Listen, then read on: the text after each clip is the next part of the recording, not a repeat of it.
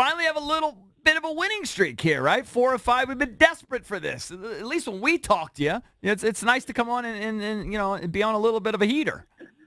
Yeah, it's nice to come on after a win once in a while. Yeah, there's no question about it. It makes life a little easier for both of us, doesn't it? Well, it's just more fun. And, yesterday, another outstanding performance from Strauss. Talk about him this year. He seems to just be really pitching at peak form, and he's mixing it up more than ever, right? Yeah, I think you saw the transition probably a couple years ago of Strauss becoming that big time power pitcher, strikeout artist to a guy that can pitch with really good stuff. He's a 4-5 pitch mix guy. He's got great command, and the thing he does best, I think, is he commands his fastball probably as good or better than anybody in baseball. So I think that sets up all his other arsenal, and he's really got the art of pitching. He's really at a high right now of that. Yeah, he was good last night, man. He's just mixing it up more than ever. He was just locked in last night. And I know that initially sometimes I look at it and go, well, he's not pumping at 97 like he used to, but he's just changing speeds and just just doing it in just a more artful way now. He pitches about 93, 94, but he's got 96, 97 in his pocket when he needs it several times a game. But he just doesn't sit there like he used to in the old days where he'd rear back and fire and then throw that changeup and curve. Right. He kind of mixes and matches and really hits his spots. And I think there was a time where he really turned into that type of pitcher. If you recall, he kind of abandoned going from the windup and went strictly from the stretch to have his mechanics a little bit more sound and consistent. So I think all of that has helped. I think our coaching staff has helped him, and he's just a dogged worker, and it really wants to be as good as he can be. And he's turned into a real force for us. And since we've drafted the guy, he's been as good as anybody when he's healthy. He's one of the top 5 pitchers in all of baseball when healthy. And we're trying to figure out ways to get him on the mound 200 innings per season. Mm-hmm. So I tuned in late, I think either on the 7th inning or so, and then he's pitching a gem, and then Bear Claw comes in. I got to tell you, for some reason I like him. I like this Bear Claw guy. But, he's had his moments where he struggled. And last night, I thought he pitched pretty well, but one mistake to this kid. I never even heard of this Austin Riley. He looks like Dale Murphy. And now all of a sudden we're back in the same situation, and we're clenching here for the last inning and a half or so. But he gets out of it, and then Doolittle comes in, and Doolittle does his thing. I didn't realize Doolittle had done some tweaking, I guess, over the weekend of his mechanics. And what exactly did he do?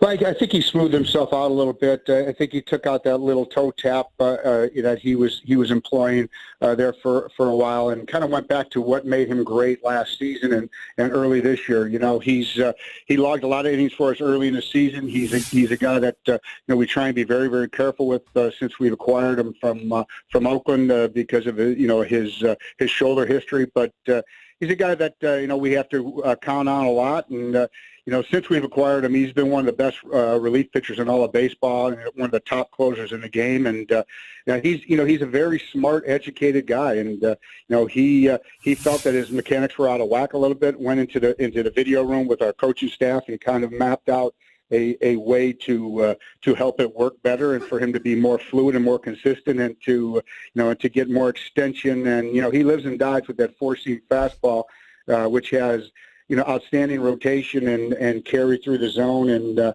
when he cuts that off and doesn't finish it, it turned into a problem for him. And for a couple of games there, he struggled a little bit. Is it fair to say, like what I was telling JP, because JP was kind of mocking me, I was like, Bear Claw came in there. He really wasn't bad. He got the first 2 outs. There was a great play by Trey, right, on Freeman's ball. And then he was just like one mistake. And I know that's sort of the nature of the beast, but I didn't think he was that bad. You just can't make that one mistake. Yeah, I know. Well, the problem is that too, you can't make the mistake. You got to be consistent. You got to pound the strike zone. You can't give free bases, especially late in the games. And as we saw in Max's start on Monday, the margin for error in these games in the big leagues in the 7th, 8th, and 9th inning is so razor thin. You can't make 2 errors in the back ends of these games and expect to shut these teams out. Max was he was hurt big time by not feeling a fundamental sacrifice bunt and a fundamental ground ball, which would have been out of the inning, and Max gets that win 2-1. And it's frustrating to me that we're still making these fundamental mistakes day in and day out, costing ourselves games, costing relievers earned runs and unearned runs, and costing the team victories. And it's something that has to stop. Mm-hmm. Joined by Mike Rizzo, President of Baseball Operations, General Manager of the Washington Nationals. We had David Cohn on the show an hour ago, and I kind of asked him this to get his take on it. But with the eighth inning being such a problem, and you know the numbers, for the Nationals is 8.0. So you're tickling a 9.0 ERA in the eighth inning. Have you guys looked at the analytics about possibly using openers at times and bring in the starters later? We've discussed it with our back end of the rotation guys. I'm certainly not I'm certainly not as open-minded with our big three, but we have looked at it and discussed it with our back of the rotation type of guys.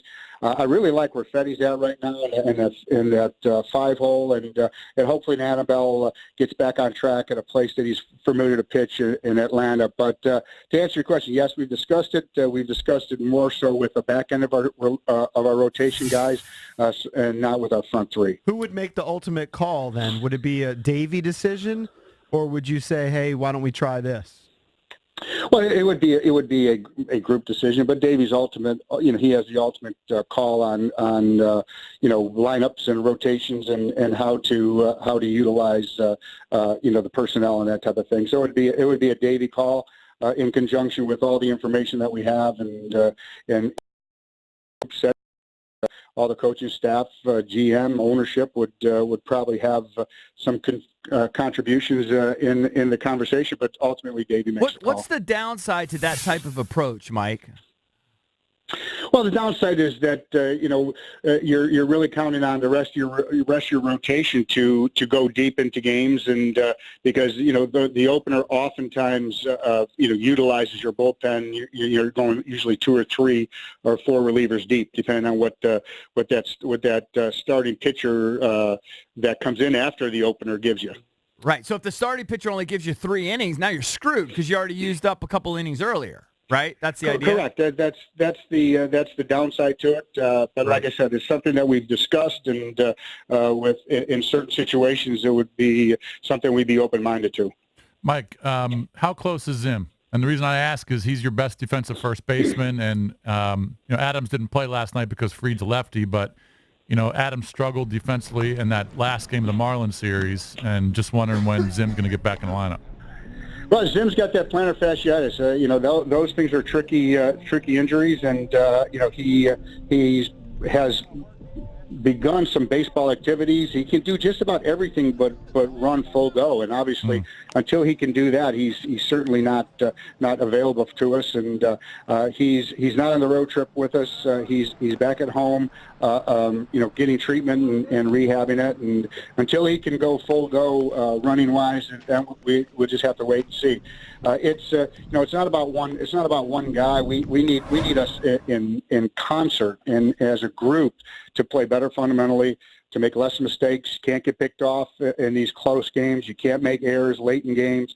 You've got to play better defense. You got to hit cutoff men. You got to run the bases better, and that's something fundamentally we've been lacking. And it's very, very frustrating to the team and to the coaching staff and to ownership and to me. So those are things that have to get better.